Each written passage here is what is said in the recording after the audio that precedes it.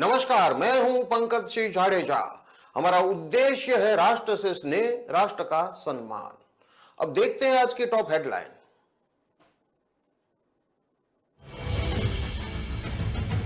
Handicraft factory में भीषण आग, अमेरिका यूरोप भेजे जाने थे आइटम, रात भर में पूरा कैंपस जलकर खाक, 2 करोड़ से ज्यादा का नुकसान।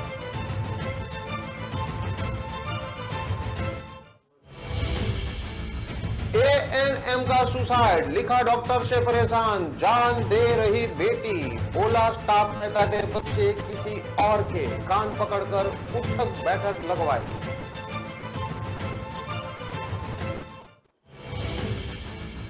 शादी के 4 महीने बाद युवक ने किया सुसाइड, 1 महीने पहले एक्सीडेंट भी हुआ था, इलाज के दौरान मौत।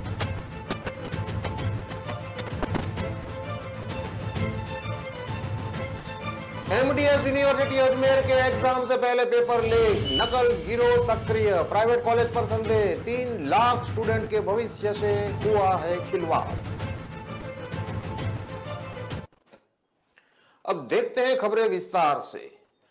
हैंडीक्राफ्ट फैक्ट्री में भीषण आग लग गई, अमेरिका यूरोप कपड़े भेजे जाने थे, सारा रात भर में पूरा कैंपस जलकर राख हो गया, 2 करोड़ से ज्यादा का नुकसान हुआ है।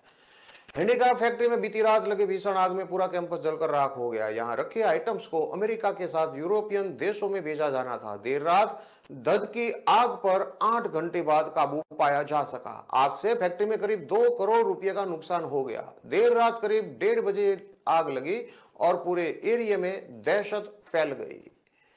घटना चूरू के इंडस्ट्रियल एरिया की है। पुलिस ने बताया कि रात करीब 1:30 बजे गोल्डन एक्सपोर्ट हैंडीक्राफ्ट कंपनी में आग लगने की सूचना मिली थी। फायर ब्रिगेड की 7 गाड़ियां ने रात भर करीब 25 राउंड लगाए और आग पर काबू पाया।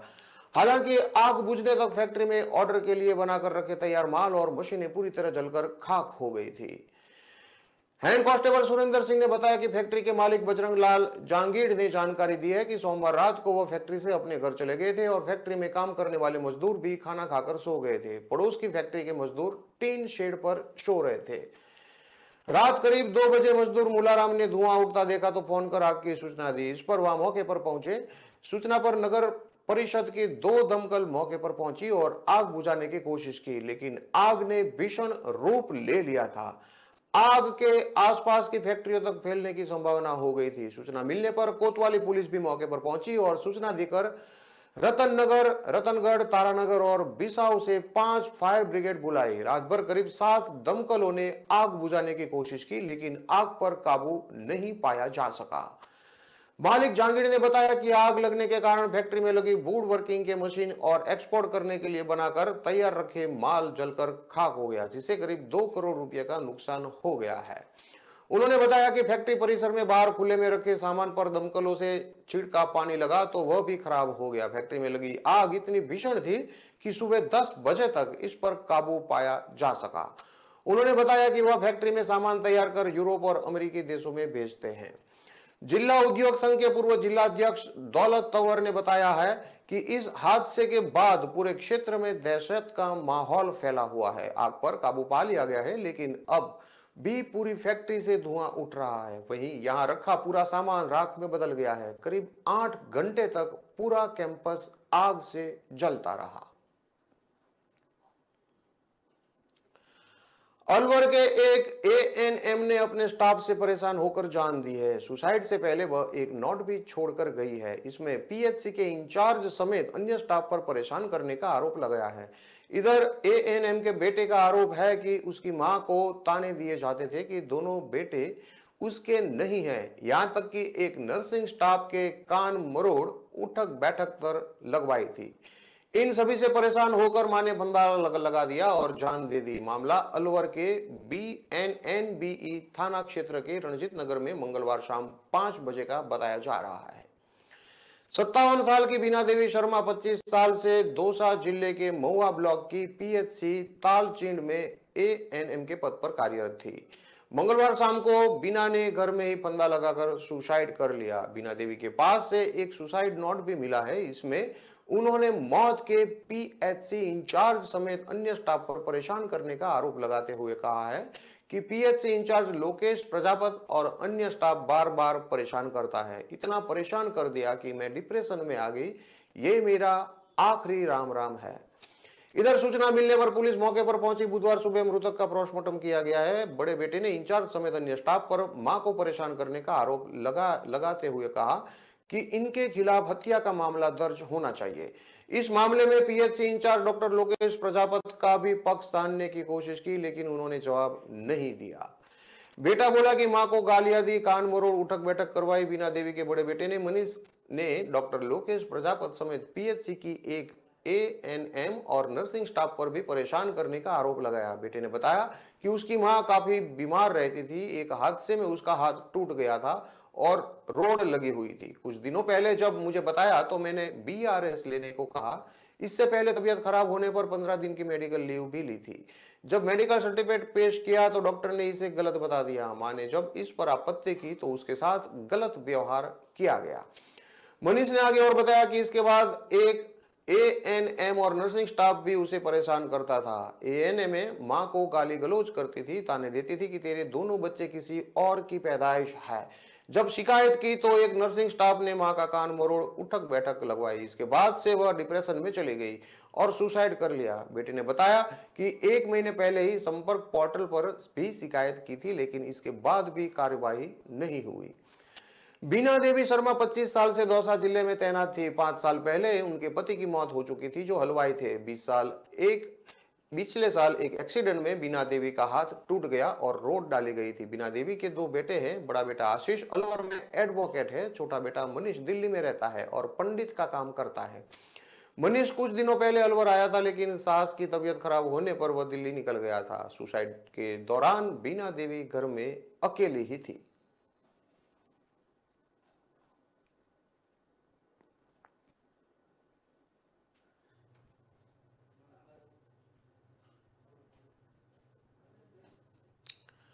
अलवर के निकट बहादुरपुर गांव में शादी के 4 महीने बाद ही महिला ने जहर खा लिया, जिसकी इलाज के दौरान अलवर में मौत हो गई। मृतक के पिता ने किसी पर शक जाहिर नहीं किया है। मेडिकल बोर्ड से पोस्टमार्टम कराया गया है। सदर थाना पुलिस ने बताया कि भरतपुर के डीग के रहने वाले राम सिंह ने बताया कि उसकी बेटी पूजा की शादी 4 महीने पहले बहादुरपुर में पदम सिंह से हुई थी। बहादुरपुर में बेटी का ससुराल है। करीब 1 महीने पहले एक्सीडेंट हो गया था, जिसमें उसकी बेटी को दिमागी चोट भी लगी थी। अब अचानक उसने घर में ही जहर खा लिया, जिससे उसकी तबीयत बिगड़ी तो अस्पताल में भर्ती कराया गया। अस्पताल में इलाज के दौरान मंगलवार रात को उसकी मौत हो गई। उनको किसी पर कोई शक नहीं है। पुलिस ने बताया कि मृतक का पिता अलवर में ही बांटे की खेती लेकर काम करता है। इस घटना के बाद उसने कोई शिकायत नहीं दी है। फिर भी पुलिस ने मेडिकल बोर्ड से पोस्टमार्टम कराया है। जहर पीकर सुसाइड करने के कारणों का पता नहीं लगा है। उधर परिजनों का कहना है कि एक्सीडेंट के बाद पूजा की मानसिक रूप से तबीयत ठीक नहीं थी। बीमार रहने के कारण तनाव में आकर उसने जहर पी लिया, जिससे उसकी मौत हो गई।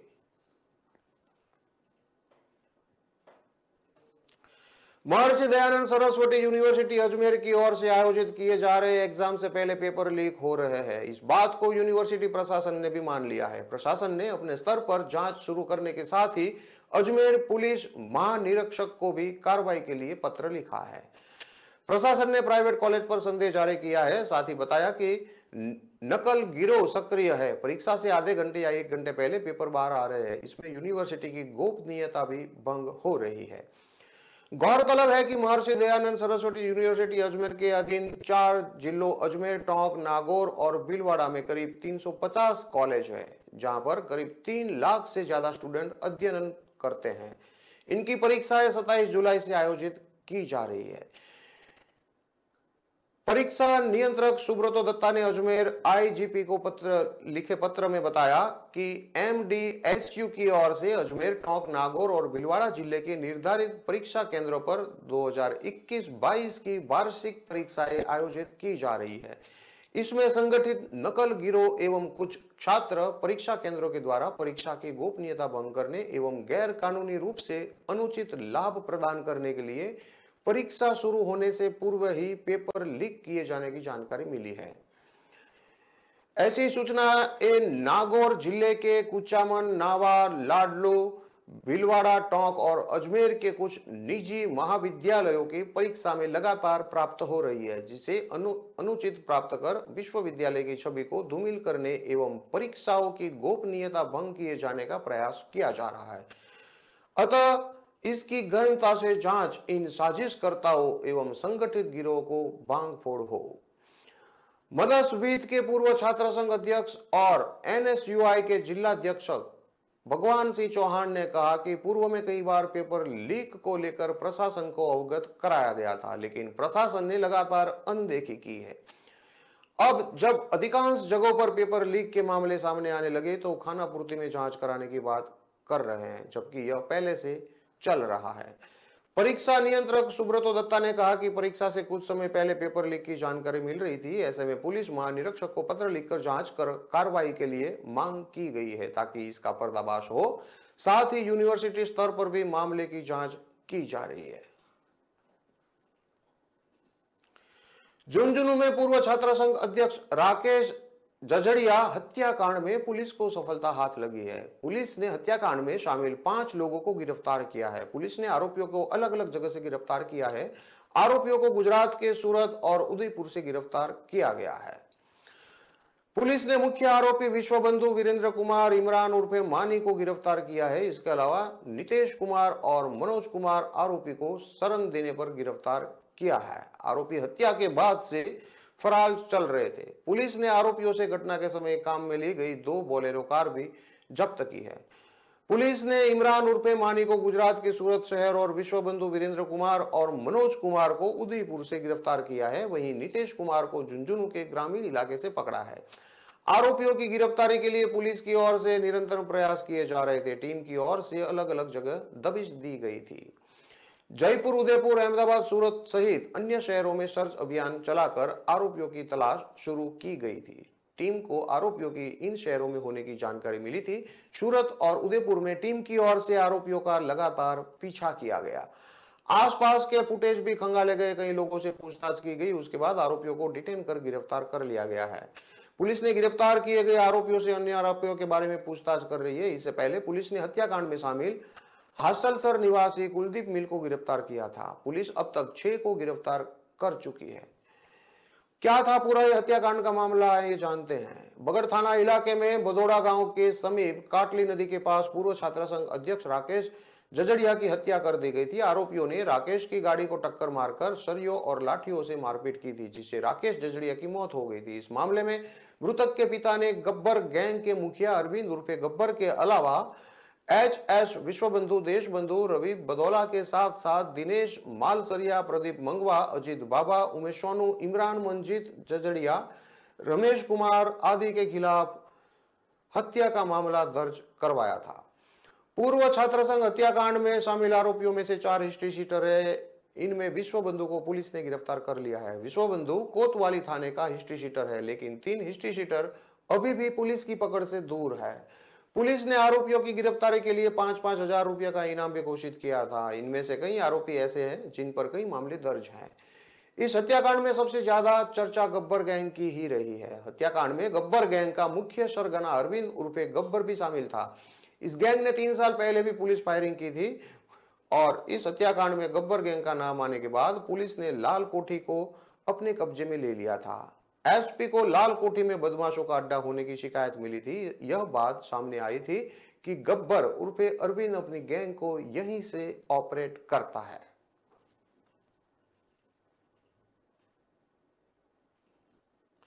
खबरों में लेते हैं अब एक छोटा सा विराम।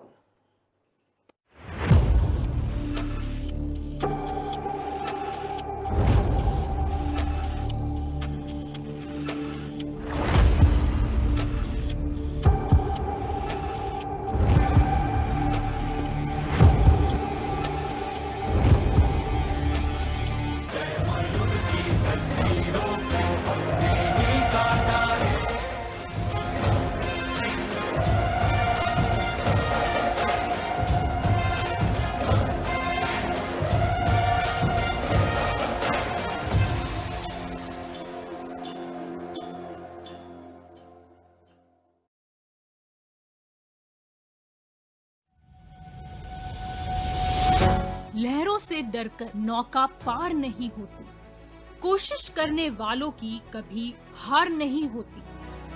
नन्ही चींटी जब दाना लेकर चलती है, चढ़ती दीवारों पर 100 बार फिसलती है। मन का विश्वास रगों में साहस भरता है।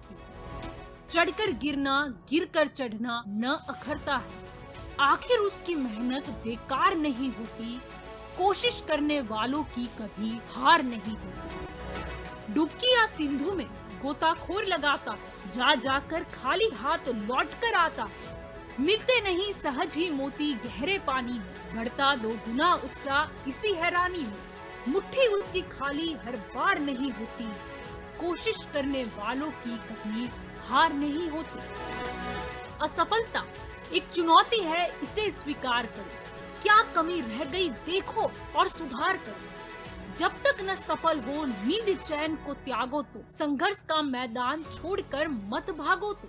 कुछ किए बिना ही जय जयकार नहीं होती, कोशिश करने वालों की कभी हार नहीं होती। कुछ नया करो।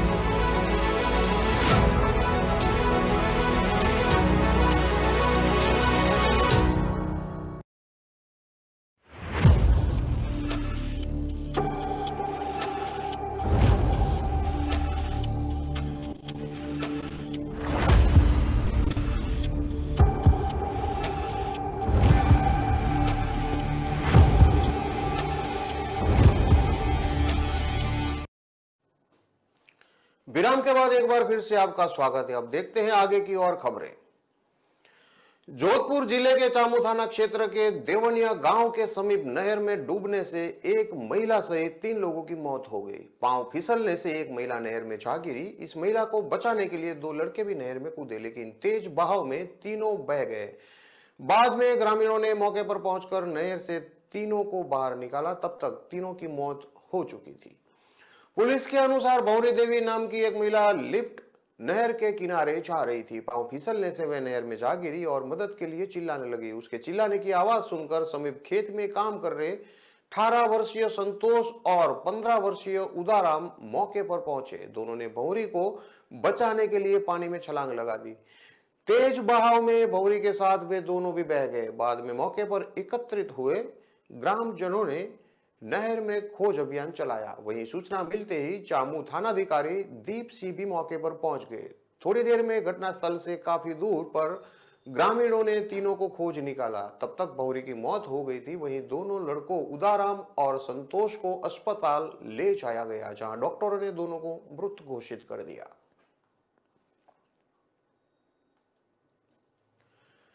महिला बाल विकास द्वारा गर्भवती महिलाओं को आंगनवाड़ी कार्यकर्ताओं के जरिए दिए जाने वाले पोषाहार को लेकर बुधवार को अजमेर के गुर्जर धरती क्षेत्र में लाभार्थियों ने हंगामा कर दिया। हंगामे की सूचना पर आंगनवाड़ी कार्यकर्ता इकट्ठा हो गई और सभी लाभार्थियों से समझाइश की गई।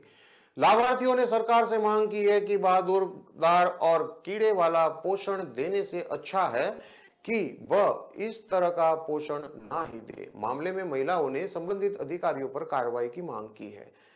दरअसल आज तड़के अजमेर के गुर्जर धरती क्षेत्र में स्थित आंगनवाड़ी केंद्र पर गर्भवती महिलाएं और बच्चों के लिए दिए जाने वाले पोषाहार की सप्लाई को लेकर एक पिकअप सेंटर पर पहुंचा, जहां पिकअप चालक और संबंधित कर्मचारी ने पोषाहार उतारकर सेंटर पर सप्लाई दिया तो वहां मौजूद महिला लाभार्थियों ने पोषाहार को चेक करने की मांग की, जिसके बाद लाभार्थियों के सामने ही खोलकर पोषाहार को चेक किया। पोषाहार को चेक करने पर देखा तो उसमें खिचड़ी और दलिए के पैकेट थे, जिसमें से बदबू आने के साथ ही कीड़े दिखाई दिए, जिसके बाद महिला लाभार्थियों ने सेंटर पर हंगामा करना शुरू कर दिया। सूचना मिलते ही आंगनबाड़ी कार्यकर्ता वहां पहुंची और लाभार्थियों के हंगामे को देखते हुए पिकअप कर्मचारी से पोषण लेने से मना कर दिया और उसे वापस ले जाने की बातें कही। आंगनवाड़ी कार्यकर्ता रेखा ने बताया कि यह पोषण महिला बाल विकास द्वारा आंगनवाड़ी केंद्रों पर गर्भवती महिलाओं के लिए दिया जाता है। बुधवार को गुजर धरती सेंटर पर पोषाहार पहुंचा तो उसे चेक किया गया, जिसमें पोषण से बदबू आने के साथ ही कीड़े मिले। इस पर लाभार्थियों ने हंगामा खड़ा कर दिया और आंगनवाड़ी कार्यकर्ता ने कहा कि करीब यह पोषाहार 6 से 7 आंगनवाड़ी केंद्रों पर सप्लाई होना था, जिसके बाद महिलाओं को इसका सप्लाई दी जानी थी, लेकिन सभी कार्यकर्ताओं ने यह लेने से मना कर दिया। इससे लेकर संबंधित विभाग को इसकी जानकारी दी गई है। महिला लाभार्थी ने बताया कि सरकार की ओर से गर्भवती महिलाओं और बच्चों को पोषाहार दिया जाता है। बुधवार को जब सेंटर पर यह पोषाहार पहुंचा तो उसे चेक किया तो उसमें बदबू के साथ ही कीड़े दिखाई दिए, जिसे लेने से उन्होंने मना कर दिया था। महिला लाभार्थी लक्ष्मी ने बताया कि सरकार बदबूदार और कीड़े वाला खाना दे रही है, जिससे महिला और बच्चे बीमार होंगे। उन्होंने सरकार से मांग की है कि अगर इस तरह का खाना देना है तो वह उन्हें ना ही दे तो बढ़िया रहेगा।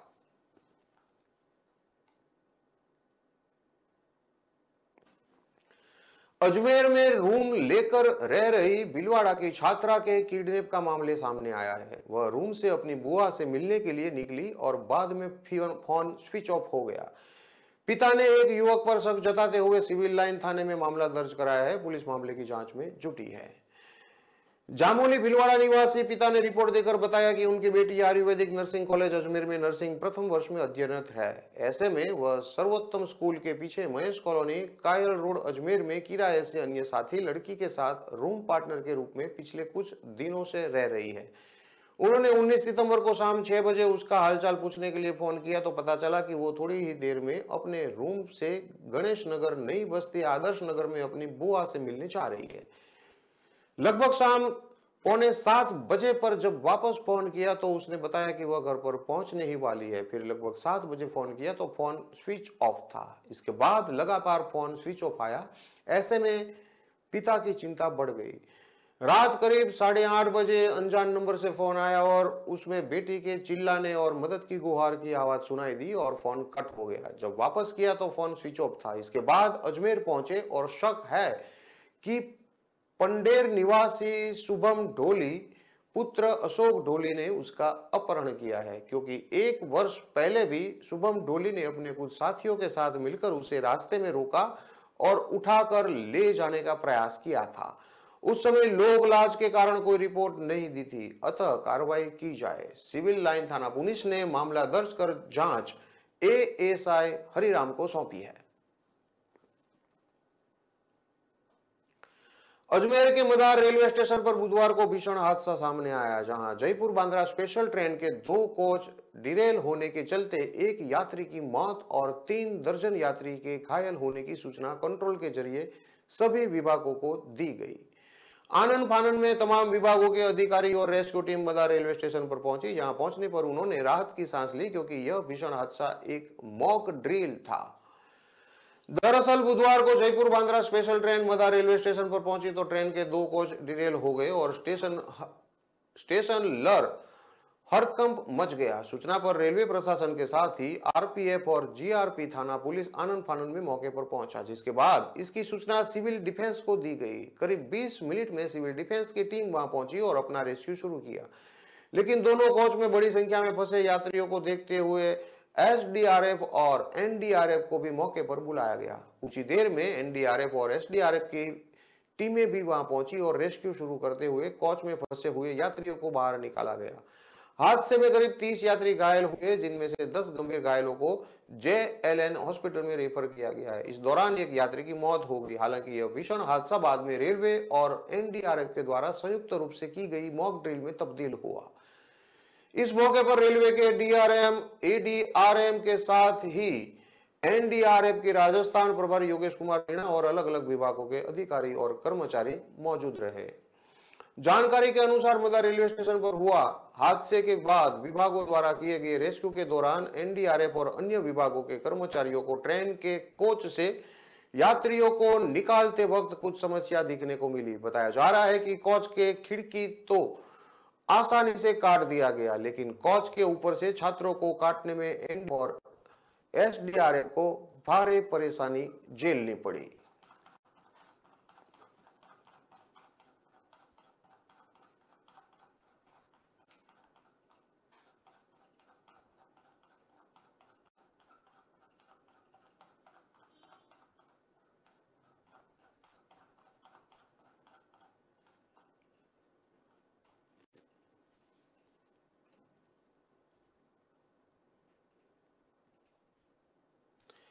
विस्तार से खबरें पढ़ने के लिए आप हमारे वेबसाइट का भी प्रयोग कर सकते हैं। हमारा वेब का पता है www.kalamkartavya.com। हमारी कलम ही हमारा कर्तव्य है कि उद्देश्य के साथ खबरों को आप राष्ट्र प्रथम के साथ देखते रहिए। नमस्कार।